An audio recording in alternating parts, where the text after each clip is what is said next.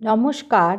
ঠাকুর মা স্বামীজি আর আমার গুরু মহারাজের চরণে প্রণাম নিবেদন করে শুরু করছি আজকের পাঠ।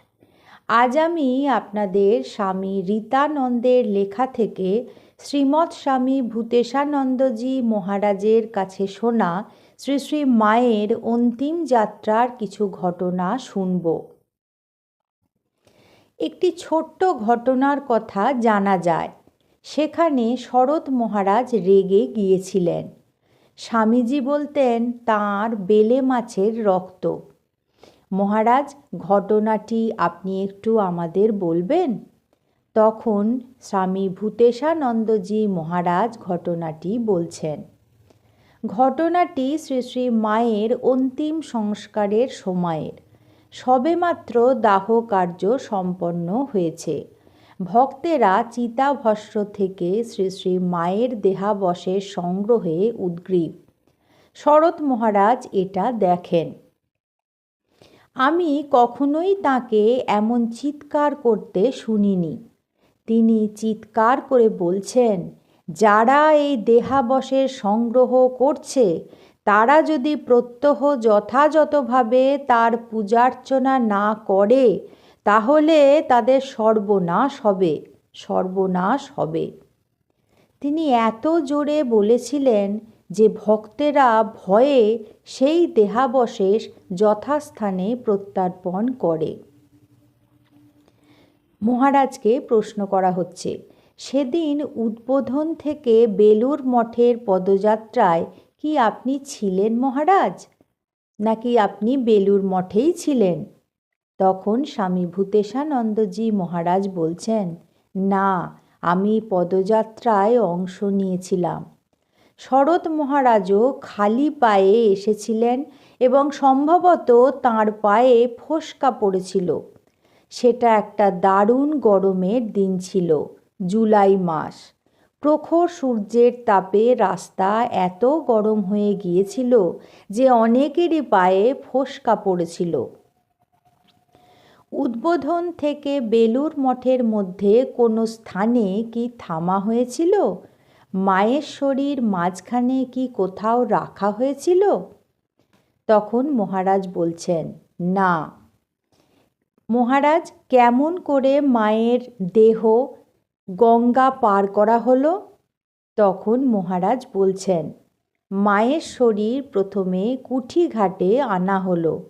সেখানে নৌকা প্রস্তুত ছিল, বেলুর মঠের নিজস্ব নৌকা। মায়ের দেহ তাতে রাখা হলো।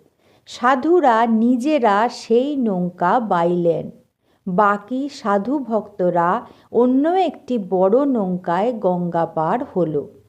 স্বামী শঙ্করানন্দ সমস্ত অনুষ্ঠানটি দেখাশোনা করেন। সেই একদিনই মাত্র শরৎ মহারাজকে রাগতে দেখেছিলাম। মহারাজ তখন বলছেন, হ্যাঁ, ওটা একটা বলার মতো ঘটনাই বটে। মহাসম্মেলনের 1926 সেই সময়ে তিনি উচ্চকণ্ঠে সামান্য উষ্মা প্রকাশ করেন। আর কখনো তিনি এইভাবে উষ্মা প্রকাশ করেননি। আরেকটি ঘটনা বলি। স্বামী ভূতেশানন্দজি মহারাজ বলছেন, একবার জয়রামবাটি থেকে ফেরার পথে আমাকে এক রাতের জন্য চাঁপাডাঙ্গায় থাকতে হয়েছিল এবং কোনোভাবে আমার জপের মালাটি হারিয়ে আমি ফেলেছিলাম। সকালে মার্টিন রেলে ফিরছিলাম। জপ করার জন্য খুঁজতে গিয়ে টের পাই সেটি হারিয়ে ফেলেছি। ফলে খুবই হতাশ হয়ে পড়েছিলাম। পরে স্টেশনে নেমে চাঁপাডাঙ্গায় হেঁটে ফিরে যাই এবং সেখানেও না পেয়ে সোজা উদ্বোধনে চলে আসি। মালায় জপ না হওয়ায় সারা দিন খাওয়া দাওয়া নেই আর হেঁটেই চলেছি। খুবই ক্ষুধার্ত হয়ে পড়ি। ফিরে এসে শরৎ মহারাজকে সব বললাম। শুনে তিনি বললেন, বাঁদর, মালা হারিয়ে গেছে তো কি হয়েছে? মালা কি এতই জরুরি? এই সাতু, ওকে খেতে দে তাড়াতাড়ি। তারপর আবার নূতন মালা তিনি আমায় দিয়েছিলেন। মহারাজকে বলা হচ্ছে, আমার মহারাজ আপনি রাগ করেন? তখন স্বামী ভূতেশানন্দজি মহারাজ বলছেন, আমার রাগ হয়, কিন্তু আমি গোপন রাখি। আমি জনসমক্ষে তা প্রকাশ করি না। আমি একটি ঘটনা জানি যখন শরৎ মহারাজ খুব রেগে গিয়েছিলেন। ঘটনাটি ঘটে আলমবাজার মঠে। পুরোহিত কাদা পায়ে ঠাকুর ঘরে প্রবেশ করল।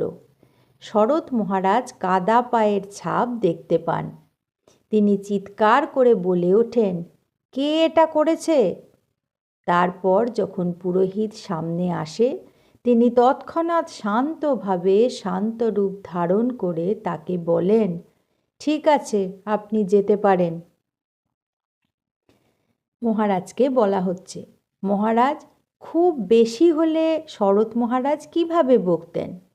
তখন স্বামী ভূতেশানন্দজি মহারাজ বলছেন, উনি যখন খুব রেগে যেতেন তখন শুধু বলতেন, বাঁদর। ঠাকুরের অন্য সন্তানরাও তো খুব বকতেন শুনেছি। তখন স্বামী ভূতেশানন্দজি মহারাজ বলছেন, হ্যাঁ নিশ্চয়ই, আমি শুনেছি সন্তোষানন্দজি বলেছিলেন একবার ঠাকুরের তিথি পুজোর দিন ভোগের জন্য মাছ রান্না হবে, আর সেটার দায়িত্বে রয়েছেন ভরত মহারাজ। দেখা গেল সে মাছ হারিয়ে গেছে, খুঁজে পাওয়া যাচ্ছে না। ঠাকুরের কয়েকজন সন্তান বসে আছেন মঠ বাড়ির গঙ্গার দিকের বারান্দায়। শরৎ মহারাজ তখন বললেন, যা হবার হয়ে গেছে, এক্ষুনি জাল ফেলে মাছ ধরে ভোগের ব্যবস্থা করো। তিনি একটুও উত্তেজিত হলেন না, শুধু শান্তভাবে এই কথাটি বললেন, মহারাজ আমার একটি প্রশ্ন আছে। আমি গোপীনাথ কবিরাজের তান্ত্রিক সাধনা ও সিদ্ধান্ত পড়েছি। তাতে মন্ত্র চৈতন্যের ব্যাপারে তিনি এক বিরাট আলোচনা করেছেন। অন্য গ্রন্থও দেখেছি। মন্ত্র চৈতন্য কী তা আমরা জানতে চাই। তখন স্বামী ভূতেশানন্দজি মহারাজ বলছেন, যে মন্ত্র তাৎক্ষণিক ফল প্রদান করে তাকেই মন্ত্র চৈতন্য বলে। কেমন করে মহারাজ? তখন মহারাজ বলছেন, মন্ত্রোচ্চারণের মাধ্যমে। তাতেই কোনো ব্যক্তির আধ্যাত্মিক উন্মেষ ঘটবে। মন্ত্র চৈতন্য স্বরূপে বিরাজ করে। স্বামীজি বলেছেন, আজ আমি স্বর্ণাক্ষরে মন্ত্র দর্শন করেছি। আমি জানি না কোন ভাষা, বাংলা না হিন্দি। সেখানে কোনো একটি প্রক্রিয়া আছে কি? তখন মহারাজ বলছেন, প্রক্রিয়া? না, কোনো চেতন প্রক্রিয়া নেই। যদি তুমি প্রকৃত আন্তরিকতা ও মনোযোগ সহকারে মন্ত্র জপ করো, তাহলেই মন্ত্রের চৈতন্য হয়। সেটি তখন কার্যকরীও হয়। হৃদয়কে কি করে মন্ত্রে প্রতিষ্ঠিত করা যায় মহারাজ? তখন মহারাজ বলছেন, যদি তোমার হৃদয় থাকে তবেই তুমি জানবে কি করে তা প্রতিষ্ঠা করা যায়। বেশিরভাগ লোকই তো হৃদয়হীন। মহারাজকে বলা হচ্ছে, একজন পশ্চিমী যদি আপনাকে জিজ্ঞাসা করে, বেদান্ত জানতে গেলে আমার কোন বইয়ের প্রয়োজন? তখন স্বামী ভূতেশানন্দজি মহারাজ সঙ্গে সঙ্গে বললেন, কেন, স্বামীজির বই? আজ এই পর্যন্তই। পরবর্তী পর্বে আমি আপনাদের মহারাজের বলা এই রকমই কিছু প্রশ্নের উত্তর, যা আমাদের সাংসারিক মানুষদের অনেক উপকৃত করে, সেগুলি বলবো। ঠাকুর মা স্বামীজি আর আমার গুরু মহারাজের চরণে আপনাদের সর্বাঙ্গীন মঙ্গল কামনা করি।